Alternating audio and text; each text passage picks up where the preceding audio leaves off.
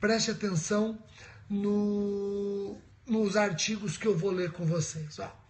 As dicas hoje dizem respeito aos artigos 181, 182 e 183. São artigos relacionados com escusas ou imunidades nos crimes patrimoniais cometidos sem violência ou grave ameaça à pessoa. O artigo 181 traz a chamada escusa absolutória ou imunidade absoluta. O 181 diz que está isento de pena quem comete crime contra o patrimônio em prejuízo do cônjuge na constância da sociedade conjugal ou de ascendente ou descendente. Bom, vejam, o artigo 181, nos crimes contra o patrimônio cometidos sem violência ou grave ameaça à pessoa, em face de cônjuge ou ascendente e descendente, ele diz que o agente fica isento de pena. Tá ok? Então, vamos imaginar, o filho pratica o furto do pai. O filho subtrai patrimônio do pai. É um furto do descendente contra o ascendente. Repare que o artigo 181 diz que, neste caso, o agente está isento de pena, tendo praticado o crime contra o patrimônio sem violência ou grave ameaça à pessoa contra seu ascendente. Tá ok? Então vamos agora às dicas. O artigo 181, inciso 1, diz que está isento de pena o agente que pratica o crime patrimonial contra seu cônjuge. Primeira observação. Ao falar em cônjuge, exige-se essa sociedade conjugal. Mas a doutrina diz que a imunidade prevalece mesmo na separação de fato. Então, cônjuge, mesmo separado de fato, tem imunidade. Rogério falou cônjuge, abrange união estável? Abrange união estável. Mas isso é analogia, Rogério, não é? É analogia, mas é uma analogia in bonum partem. É uma omissão involuntária do legislador e na omissão involuntária eu posso suprir a lacuna para favorecer o réu. A analogia in bonum partem. Inclusive, essa união estável pode ser homoafetiva. Tá ok? Então, as dicas a respeito do artigo 181, inciso 1. Fala que está isento de pena quem pratica o crime contra o patrimônio em face de cônjuge, abrange separação de fato, abrange união estável numa verdadeira analogia in bonum partem, e quando se fala em união estável, também abrange a união estável homoafetiva. Tá ok? Calma, tem gente perguntando a respeito da Lei Maria da Penha, eu já vou falar dela. O 181, inciso 2, diz que está isento de pena quem pratica o crime contra ascendente ou descendente. Só ascendente ou descendente, não abrange irmão. Só ascendente ou descendente, não abrange irmão. O irmão está abrangido no 182. O 182 traz a escusa relativa ou imunidade patrimonial relativa.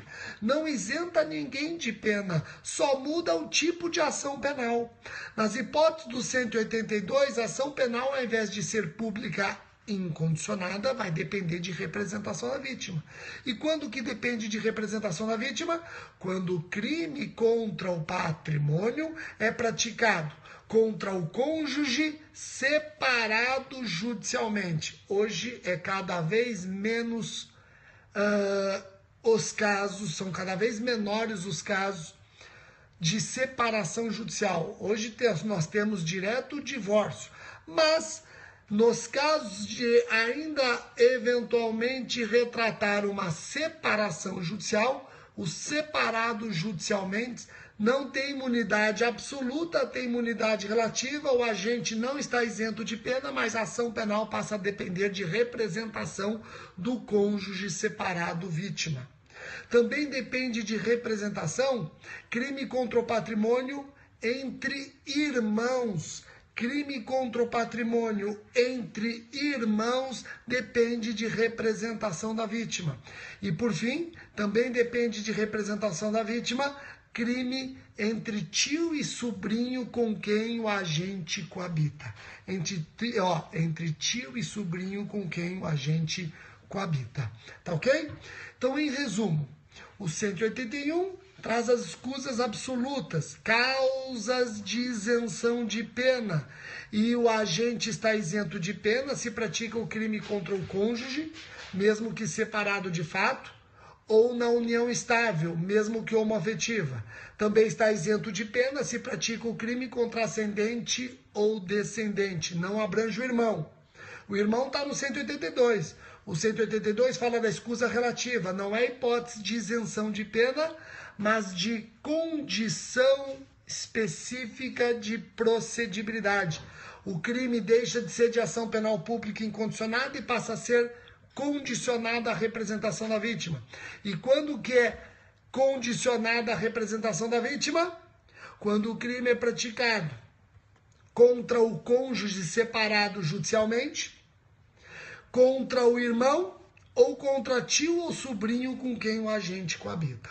Eu vi alguém me perguntando, Rogério, e o neto e o avô? Neto e o avô é crime entre ascendente e descendente. É o 181, né, gente? Neto e avô, ascendente e descendente, é o 181. O detalhe mais importante está no 183. O 183 diz que eu não aplico nem a escusa absolutória e isenção de pena, nem a escusa relativa a uma condição específica de procedibilidade, se o crime é de roubo, de extorsão ou, em geral, quando houver emprego de violência ou grave ameaça à pessoa. Crime de roubo ou de extorsão ou qualquer crime contra o patrimônio em que a violência ou grave ameaça à pessoa, esqueça escusa absolutória, esqueça escusa relativa. Também eu não vou permitir o 181, muito menos o 182, ao estranho que participa do crime. O filho subtrai patrimônio do pai com a ajuda do vizinho. Só o filho está isento de pena, o vizinho não. O 183 diz que eu não aplico as escusas ao estranho que participa do crime.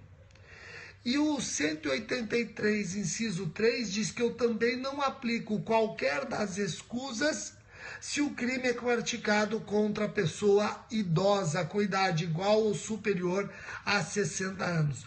Se o filho subtrai o pai, escusa absolutória, salvo se o pai é idoso. Se o pai é idoso, não incide a escusa absolutória. Vejam, o cônjuge subtrai o outro, escusa absolutória, salvo se o cônjuge vítima for pessoa idosa. Compreenderam isso? Joia. Rogério, mas eu posso aplicar essas escusas? Se o crime contra o patrimônio, sem violência ou grave ameaça à pessoa, ocorrer no ambiente doméstico e familiar contra a mulher? Maria Berenice Dias, civilista, logo escreveu que não aplico as escusas na violência doméstica e familiar contra a mulher. E o fundamento dela é o artigo 7º, inciso 4 da Lei Maria da Penha, que diz que uma das formas de violência doméstica e familiar contra a mulher é a violência patrimonial. Eu ouso discordar de Maria Berenice Dias. Até acho que o legislador deveria acrescentar o inciso 4 ao 183 e não permitir as escusas, nem absoluta nem relativa, na violência doméstica e familiar contra a mulher. Até acho. Mas o legislador não fez isso. Se ele não fez isso, não cabe ao intérprete fazê-lo. O intérprete fazendo estará no campo perigoso da analogia in malam partem. Se o legislador tivesse proibido, tudo bem, mas o legislador não proibiu essas escusas aos crimes contra o patrimônio sem violência ou grave ameaça à pessoa. no ambiente doméstico e familiar contra a mulher. Se ele não proibiu, não cabe ao intérprete fazê-lo. Isso é analogia in malam partem. Olha só, o Estatuto do Idoso acrescentou um inciso ao 183, proibindo as escusas nos crimes contra idosos. A Lei Maria da Penha deveria ter feito a mesma coisa. Se não fez, não cabe ao intérprete fazê-lo, repito, para evitar a analogia in malam partem. E eu também não acho justo e não tem fundamento o homem subtrair sua esposa e responder pelo crime. Mas a esposa que subtrai o marido não responde. Eu acho que essa diferença de tratamento extrapola a isonomia material buscada pela Lei Maria da Penha. Não tem sentido. O marido subtrai a esposa, vai responder pelo furto. A esposa subtrai o marido, está isento de pena. Eu acho que é um tratamento diferenciado que não se justifica. Não se justifica. Tá ok? Joia? Então essas eram as dicas que eu tinha para dar para vocês hoje a respeito dos artigos 181, 182, 183. Terminamos os crimes contra o patrimônio. A partir do próximo vídeo, nós já vamos entrar nos crimes contra a propriedade material. E eu vou conversar com vocês a respeito do artigo 184, objeto de novas súmulas, hein? Então, o próximo vídeo, aguardem, vamos falar do 184, tá ok? Muitíssimo obrigado pela atenção de todos e até o próximo vídeo. Tchau, tchau.